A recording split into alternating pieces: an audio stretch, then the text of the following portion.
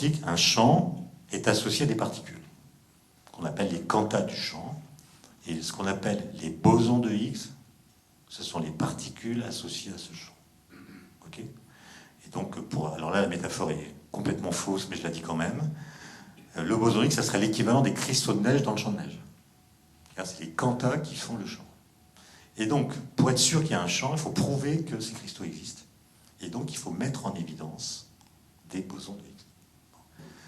Alors, ça a été une longue histoire, hein, ça a duré 48 ans. La première étape importante est une étape faite par des théoriciens qui ont réussi à montrer qu'en injectant dans les équations du modèle standard le boson de Higgs, on pouvait maintenir la cohérence du modèle. Et le modèle n'était pas complètement perdu, ça a donné lieu à des prix Nobel, donné à des théoriciens, alors même que le boson de Higgs n'était pas découvert, parce que c'était un travail théorique magnifique. Et ensuite, pour trouver ces particules, vérifier qu'elles existent, il n'y a qu'une solution, c'est de les créer. Les créer en faisant des collisions de faisceaux de particules à haute énergie, comme on le fait au CERN ou ailleurs. Et le problème qu'on avait, c'est que le modèle standard, s'il est correct, dit que le boson de Higgs doit exister, mais il ne dit pas quelle est sa masse. Et donc, on ne sait pas comment chercher, parce que pour chercher une particule, c'est bien de connaître sa masse. Parce que quand vous faites une collision de deux faisceaux, d'énergie E, eh bien, l'énergie des particules incidentes avant la collision, c'est toujours Einstein, E égale mc2, devient de la masse. Donc, pour créer une particule de masse m, il faut que la collision mette en jeu une énergie E telle que m est égal à E divisé par c au carré. D'accord ? Donc, il faut avoir suffisamment d'énergie pour créer la masse correspondante. Comme on ne connaissait pas la masse, on a commencé par creuser un tunnel de 27 km du côté du Jura, là, près de Genève, tunnel qui est à peu près la longueur du périphérique parisien. Et à l'intérieur de ce tunnel, on a construit une machine qu'on a appelée le LEP, qui était un collisionneur d'électrons et de positrons, le positron étant l'antiparticule de l'électron. Et c'est une machine qui a été démarrée en 1989. La première révolution des électrons, d'ailleurs, a été faite le 14 juillet pour commémorer le bicentenaire de la Révolution française. Et pendant 10 ans, on a cherché le boson de Higgs et on n'a rien vu. D'accord ? On n'a rien vu. On n'en a pas déduit qu'il n'existait pas. On en a déduit qu'il était plus lourd que les masses qu'on pouvait atteindre par les collisions auxquelles cette machine nous donnait accès, c'est-à-dire on savait qu'il avait, du coup, s'il existait, une masse supérieure à 115 GeV, qui est notre façon, nous, de nommer les masses. 115 GeV, c'est 115 fois la masse d'un proton. Donc on a dit, s'il existe, puisqu'on ne l'a pas vu, c'est qu'il est plus lourd que 115 protons, ce qui explique pourquoi on ne l'a pas vu. Pour le voir, il faut plus d'énergie.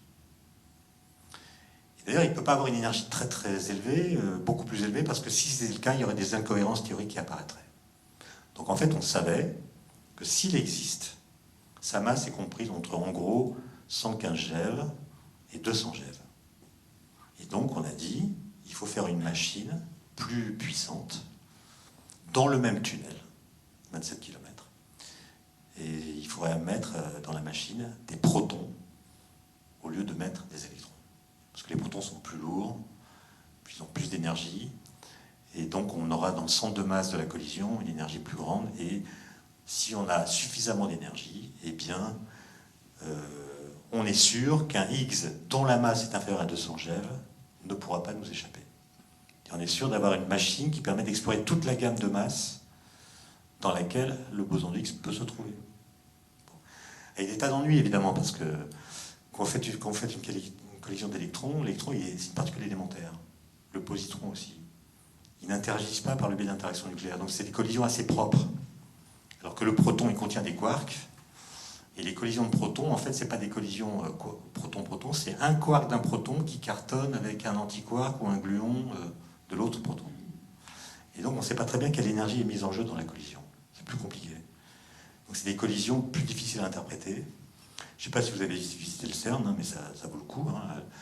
La machine, du coup, c'est des aimants supraconducteurs, parce qu'il faut des champs magnétiques très puissants pour courber les trajectoires des protons le long de la trajectoire circulaire. Les détecteurs, il y en a deux, qui s'appellent CMS et Atlas. Bon, je pense que vous avez vu des photos, c'est des objets qui ne tiennent pas dans Notre-Dame. Hein. Ce sont des cavernes, ça pèse plusieurs dizaines de milliers de tonnes. La longueur des câbles électriques dans un détecteur, c'est 6 fois la distance Terre-Lune. Pour ceux qui... C'est des choses compliquées. Bon. Et cette machine a été décidée en 1993, après une réunion entre Helmut Kohl et Balladur, après que les Américains, qui avaient un projet concurrent plus gros, aient annoncé qu'après avoir commencé les travaux, ils avaient décidé d'arrêter. Cette machine s'appelait le SSC. C'était une période assez difficile parce qu'on a pensé que la physique des particules allait s'arrêter dans le monde, puisque les Américains arrêtaient, les Russes avaient arrêté à cause de la chute du mur. Et c'est pas bien d'avoir une discipline qui est sans concurrence, avec une seule machine, etc. Bon, la machine a été décidée, ça a été très long pour la construire, très difficile, puisque quand on l'a décidée, on ne savait pas la faire en fait. Technologiquement, il y a des tas de choses qui n'étaient pas mûres, mais ce que ça montre, c'est quand on décide de faire un truc impossible, on finit par trouver des moyens de le faire. Alors que si on ne décide pas, on ne trouve pas les moyens de ne pas le faire. Donc parfois, il faut décider des choses impossibles pour voir si on est capable de les faire. Et en l'occurrence, comme vous le savez certainement, on a eu plein d'ennuis, parce que quelques jours après la mise en route de la machine, en 2008, c'est des aimants supraconducteurs, hein, donc dans l'hélium liquide à très basse température. Il y a eu un petit dépôt d'énergie qui a fait qu'un câble s'est échauffé. L'hélium liquide, du coup, a absorbé de la chaleur, du coup, a cessé d'être superfluide, et même d'être... donc les câbles ont cessé d'être supraconducteurs. Du coup, le courant a dissipé de la chaleur. Ça a fait péter les aimants. Et il y a une sorte de réaction en chaîne qui a détruit à peu près un quart de la machine. Et il a fallu presque 1 an et demi pour réparer tout ça. Et on a démarré la machine avec une énergie moindre que celle qu'on envisageait pour être sûr qu'il n'y ait pas de risque de reproduire un tel événement.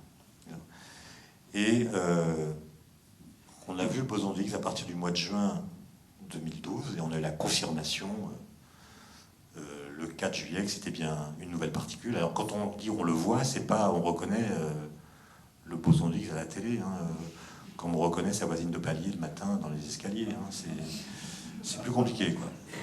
C'est une courbe, on voit un truc qui monte, on ne sait pas si c'est du bruit de fond. C'est ça. Mais c'est une histoire qui a duré 48 ans quand même. Donc ça veut dire qu'il y a des gens qui ont passé leur vie à pousser ce projet, à faire un travail très compliqué, très difficile, en collaboration avec des physiciens du monde entier.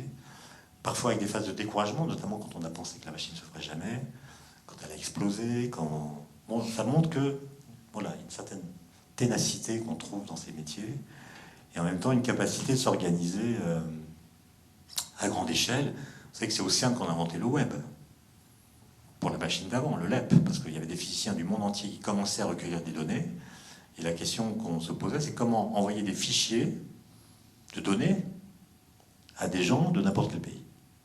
Comment trouver un format qui soit compatible avec les formats locaux. Ben, le web, ça a été ça. C'est au CERN qu'on a inventé le www, qui est devenu un peu plus tard Internet. C'est bien la preuve d'ailleurs que, comme le disait Paul Valéry, l'homme sait assez souvent ce qu'il fait, mais il ne sait jamais ce que fait ce qu'il fait. Donc les gens inventent le web pour échanger des données de physique, puis 10 ans plus tard, ça devient le lieu où on organise des sites de rencontres. Et là, évidemment, ils n'ont sûrement pas compris le truc. Donc, ce que je veux dire, c'est que quand le signal qu'on a vu a commencé de montrer, sans que ce soit une preuve, mais en tout cas c'était un indice assez fort, qu'il s'agissait d'une nouvelle particule, et non pas d'un bruit de fond. Parce que des bruits de fond, c'est souvent des pièges. On croit qu'il y a un truc, en fait c'est une fluctuation qui finit par disparaître quand on augmente la statistique. Mais si en accumulant la statistique, vous avez un pic qui monte, c'est que c'est pas une fluctuation. Et la réaction des gens, ça a été quoi à votre avis? est crevé, hein, épuisé. Nuit blanche, le taux de divorce qu'aura provoqué le X, c'est 100% en fait. Hein. Tout le monde a divorcé 3 fois, 4 fois. Nuit blanche. Donc, mais les gens, quand ils ont vu Pic, ils ont pleuré. Ils ont pleuré, tout bête.